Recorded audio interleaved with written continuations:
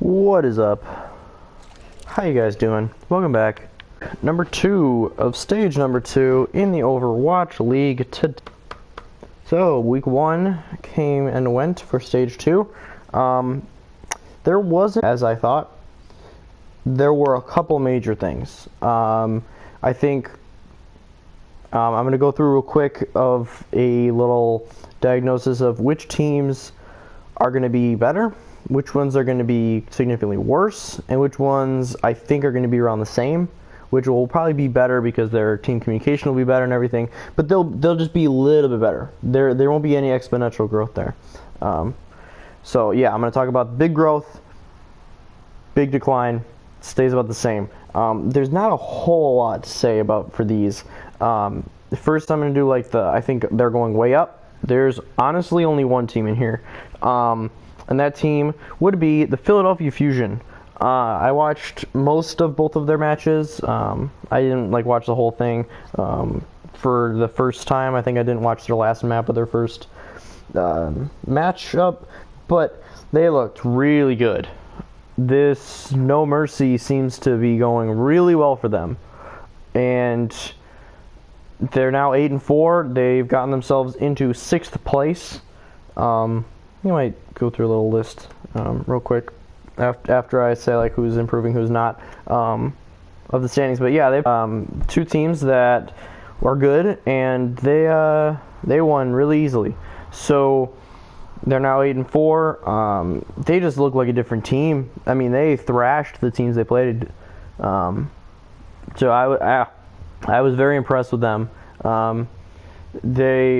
Plus, they were the team that had the least amount of time to practice together, and now that they've had a lot more time, you can tell that their talent is really turning into, their just talent is turning into talent with good chemistry, and I think that makes them very scary moving forward.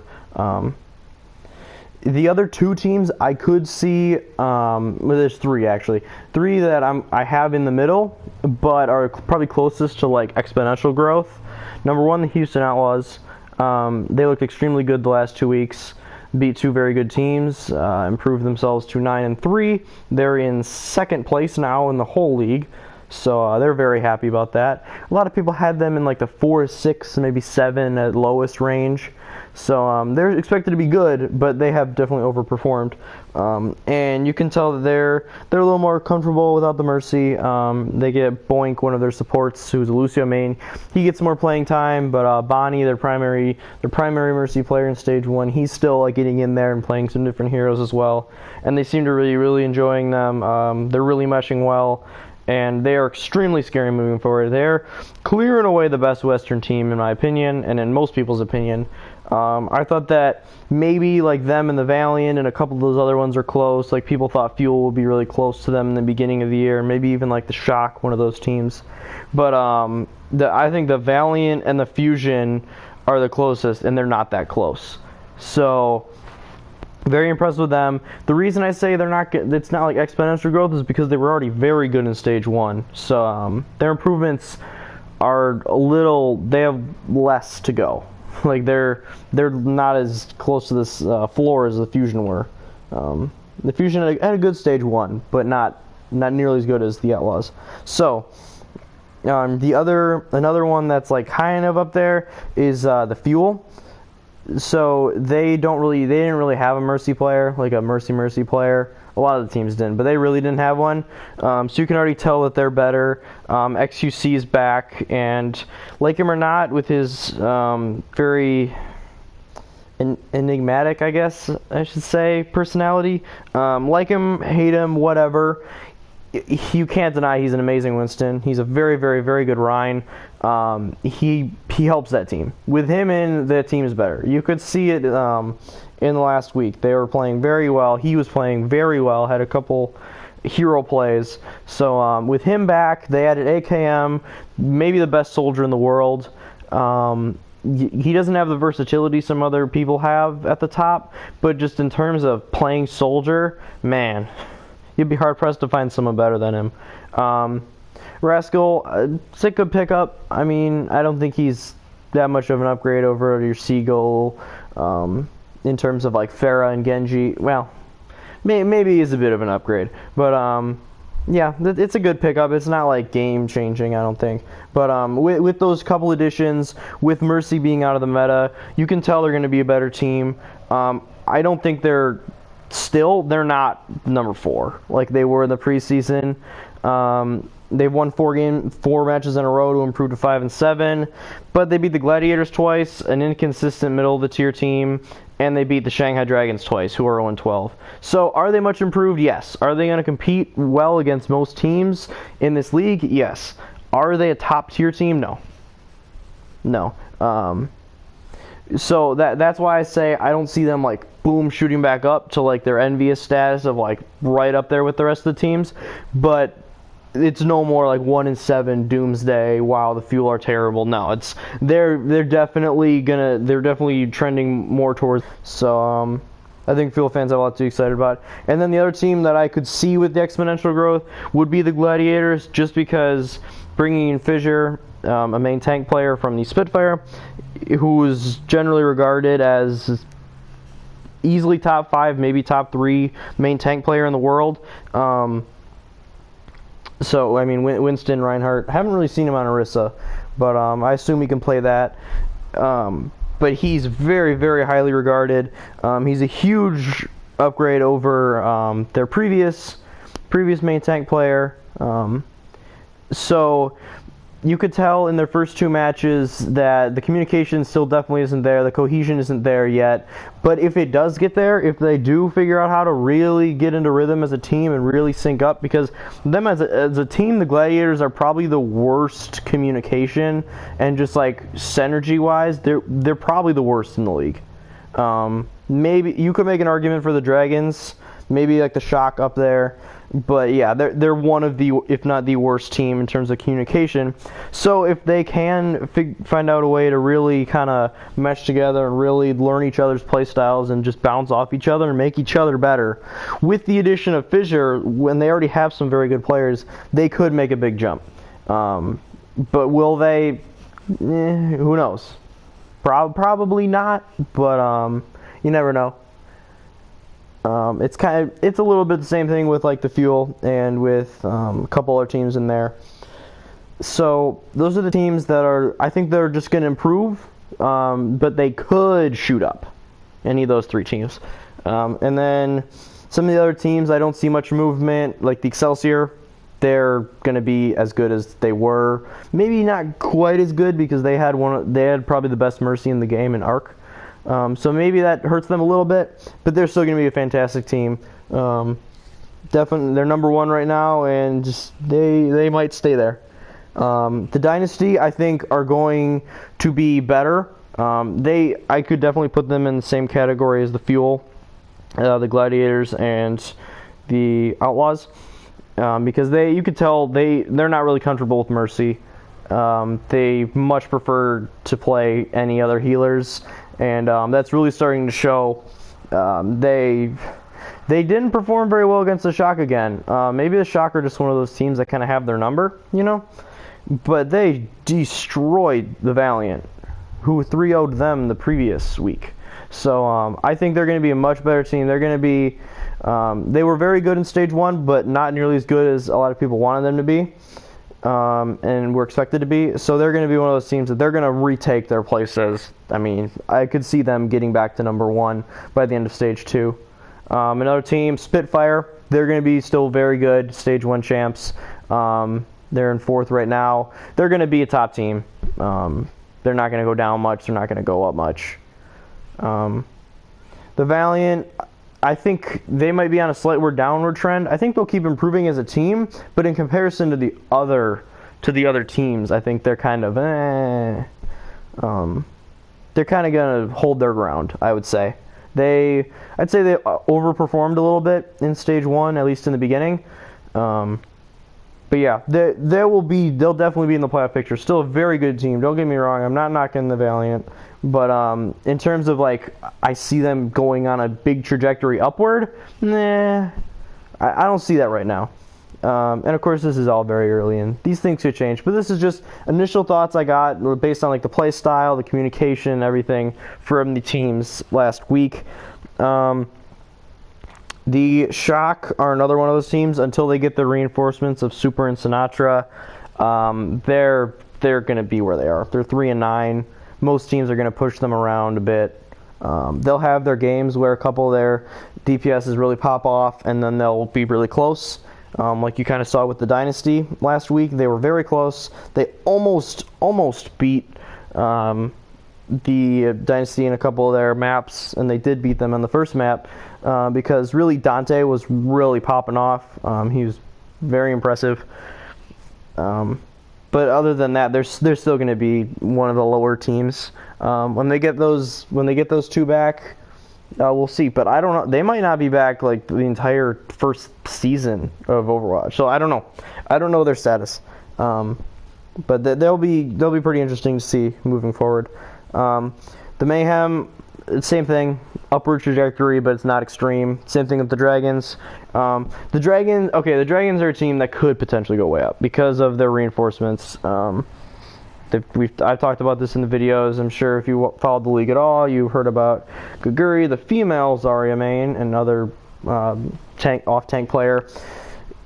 She was signed to the team. A couple other Chinese and I think one other Chinese, and then a Korean was signed to their team as well. I can't remember their gamer tags off the top of my head, but they're a team that could definitely trend upward. But I mean, it kind of sucks for them. But the only team I saw that I was like, wow, they really just don't look as good, was the Boston Uprising.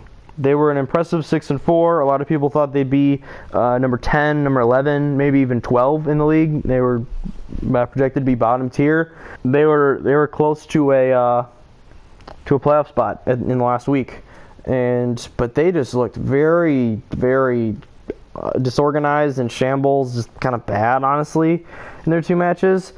And yet, yes, they played against two very good teams, but yeah, I don't know. It wasn't as much the results that I looked at. It was just like, they looked just kind of discombobulated, you know? It seemed like they had extremely good synergy in stage one, and with the comps they were putting out there, they just weren't really doing it. So we'll see. It's only 1 week. Am I going to say they're going to go 0-10 this stage? They're going to be terrible now? No. Don't get me wrong. I think they're still a good team. But in terms of I'm just talking about like how the meta shift, mainly meta shift and players acquired, have really changed how a team is trending in the league. So they're number 7 right now. They're only one spot off from a playoff berth. So they're definitely not out of it yet. But they're a team I'm a little worried for. We'll see. Maybe they just had an off week. Maybe I'm reading way too much into it. But I guess that's what this week is for. So without further ado, I'll move into these predictions. I tried to do something a little different and like just not talk about the matchups. I won't talk about them as much as like how I thought about the week, last week as a whole, and what it means moving forward. So I'm going to be a lot quicker with these predictions. I'm not even going to say the maps actually that they're going to be on for these next 2 days. Let me know if you like that, if you want me to go back to that, or what. I'll probably go more in depth with them on Friday, Saturday, because I won't talk about like long-term implications or anything just based off the first 2 days. I'll wait until the week's over to potentially do that. So we got, without further ado, tomorrow we got the Seoul Dynasty facing off against the Dallas Fuel. So this game could be close. The Fuel played the Dynasty very well in the first match of the season. It was 2-1 actually. They tied on a map. The Fuel took one, and the Dynasty took the other two. So a lot of Fuel fans, you've won 4 in a row. They're looking hotter. They look definitely the best they've looked all Overwatch League. Maybe you're thinking, man, we can take on the Dynasty. I don't think so. I don't think so this week. If they play extremely well, and if they either make it really close or if they do manage to beat the Dynasty, I think it's a huge step for them. That would be very, very big for that team. If they do that, they'd be at 6-7, and I'd say, hey, maybe this team's in playoff contention. Maybe they can do it. But at this point, I'm gonna say I think the Dynasty are gonna win it. Will they blow them out? No. I think it'll be 3-1 with a lot of the maps being very close. But yeah, like I said, I won't talk about the maps in general. I think what it really comes down to for me is the difference between like these two teams, the support play. Toby has impressed me so much on Lucio. A lot of times, like, you have your Lucio players, and good Lucio players, you don't really feel their presence a lot of the time. Like, they're doing good stuff for the team, they're not dying, they get their boops occasionally, and they're really like focusing healing when they need to, or they're like speeding their team into a good situation or pulling them out, saving people, stuff like that. But Toby, he's one of those guys that like you notice his Lucio pops, you know. He's one of those kind of players, and I think that is a big advantage for them. And then obviously Jaehong, if you compare Jaehong on the Zen to like Custa or Chips Hodden playing, it's like, really, I mean, it's not even close. With respect to Custa, Harry Hook, and Chips, they just don't measure up to the Dynasty supports. And I think that's like the area between like supports, attacks, and tanks that the Dynasty really have the edge, and I think that's what's gonna put them over the top in that matchup. So got that one, Dynasty 3-1. Moving on to the second matchup, we got the LA Valiant against the Shock. So the Valiant went 1-1 last week. They got demolished by the Dynasty, and then they beat the Dragons pretty handily. I believe it was 3-0. They tied on one of the maps.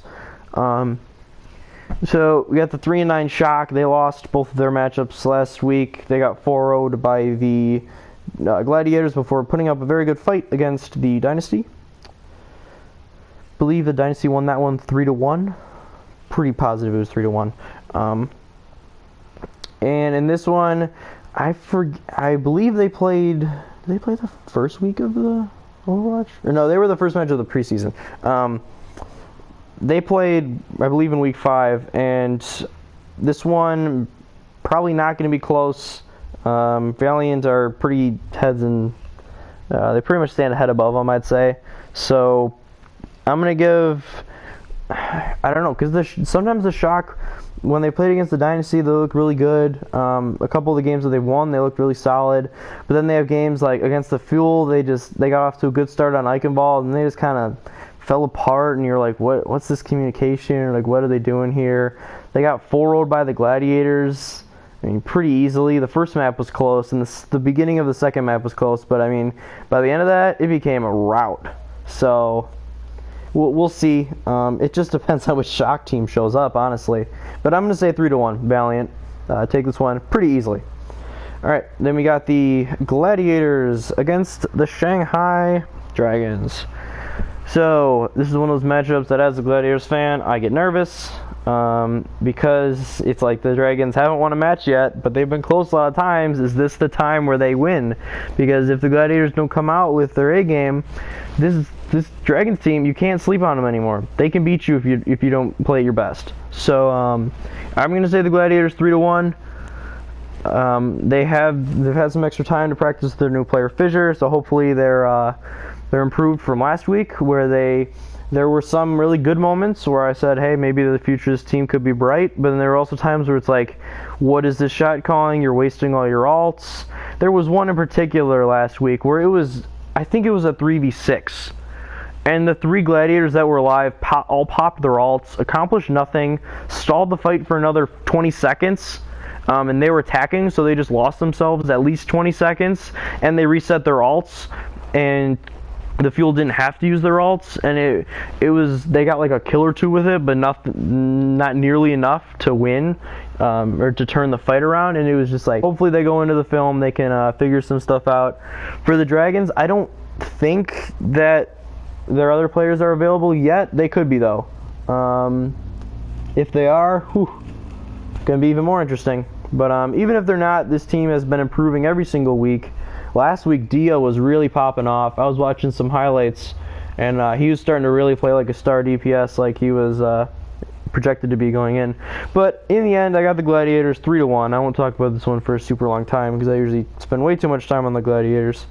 Stop being biased. All right, 3-1, simple. So Thursday, this video is probably really freaking long. So Thursday we got the Mayhem matching up against the Spitfire. So the Mayhem are another one of those teams. I think they're quite a bit better than they were. They also signed a couple players, which I think will make them better, gives them more versatility, more options. But those payoffs aren't coming yet, and I don't know if any of those new guys are playing. They didn't last week. Either way, though, if they play, if they don't, this one's still going the way of the Spitfire. I think the Mayhem will probably take a map, though.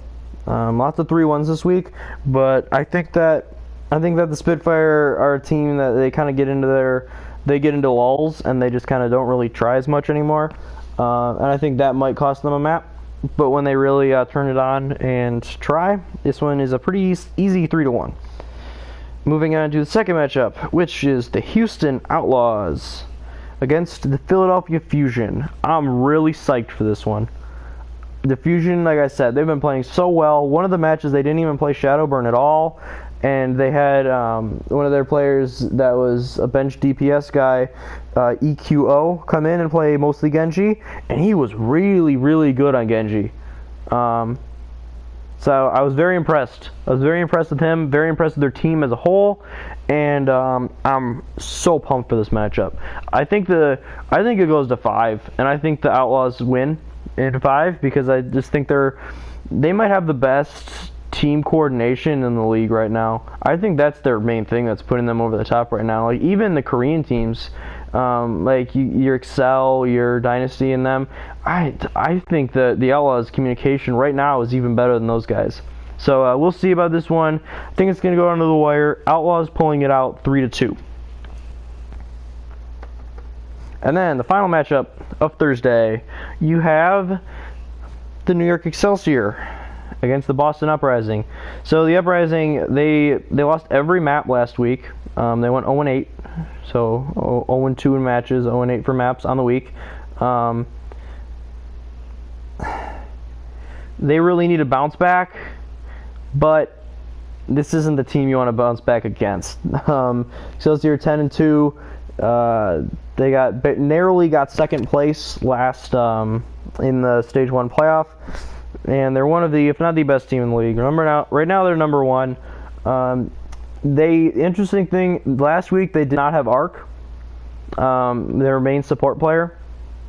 Jay Jonak is like their off support guy. He mainly just plays Zenyatta, which he's incredible at. But he mostly is their Zen player, and Arc fills everything else. So they needed to have Mono, who's usually their main tank, playing support, mainly Lucio with some mana.